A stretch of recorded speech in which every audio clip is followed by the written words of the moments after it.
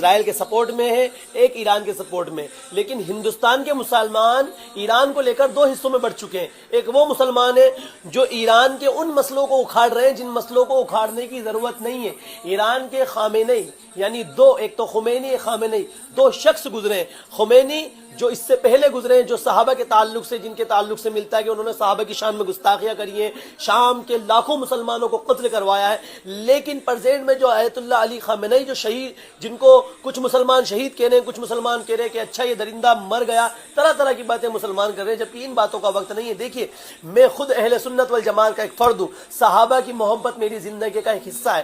لیکن ایران کو اس وقت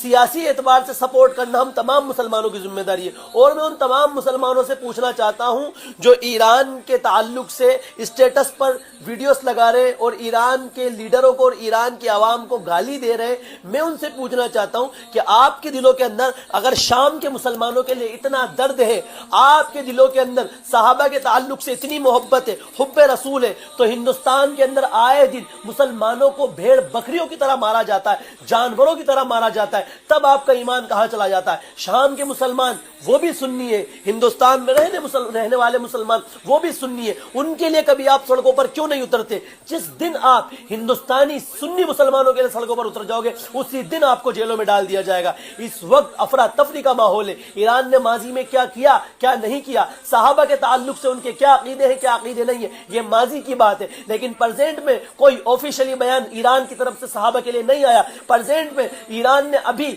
شام کی طرف، مصر کی طرف، سیریا کی طرف کوئی حملہ نہیں کیا۔ وہ اس وقت نہ فلسطینیوں کو، نہ مصر والوں کو، کسی بھی اہل سنت والجماعت کے مسلمانوں کو نقصان نہیں پہنچا رہا ہے۔ وہ اس وقت صرف اور صرف نقصان پہنچا رہا ہے تو مسلمانوں کے سب سے بڑے دشمن امریکہ اور اسرائیل کے۔ تو میں ان تمام مسلمانوں سے کہنا چاہتا ہوں جو ایران کے پرانے مسئلے اکھاڑ رہے ہیں، جو ایران کی پرانی باتیں نکال کر رکھ رہے ہیں، یہ وقت جب تھا کرنے کا، جب یہ وقت مسئلہ چل رہا تھا، جب یہ شیعہ حضرات، یہ جو ایران کے رہنے والے جب صحابہ کی شانوں میں گستاخی کر رہے تھے، تب آپ کو بولنا چاہیے تھا۔ اور آج ہی دارالعلوم کے ایک بڑے عالم نے بولا ہے کہ ایران کی بات کو فتنہ بنا کر پیش کرنا اور اس مسئلے کو اٹھانا ایک فتنہ پیدا کرنا ہے۔ تو اپنی ویڈیوز اور اپنے اسٹیٹس کو ڈالنے سے پہلے 1000 بار سوچیں، اور ان تمام واٹس اپ یونیورسٹی کے اسٹوڈنٹ اور مسلم طلباؤں سے کہنا چاہتا ہوں کہ پہلے اپنے ملک کے حالات درست کر لو۔ یہاں کی حالت بد سے بدتر ہے، یہاں کے مسلمانوں کو جانوروں کی طرح مارا جاتا ہے۔ پہلے ان کے اسٹینڈ میں کھڑے ہو جاؤ، پہلے ان کا سپورٹ کر لو۔ ایران کے مسلمان کیا کر رہے ہیں، کن کو مار رہے ہیں، وہ بات کا مسئلہ ہے، پہلے اپنے ملک کے مسلمانوں کے حامی اور ناصر بن جاؤ، ان کے مددگار بن جاؤ۔ تو دوستو، آپ لوگ کی اس میں کیا رائے ہے؟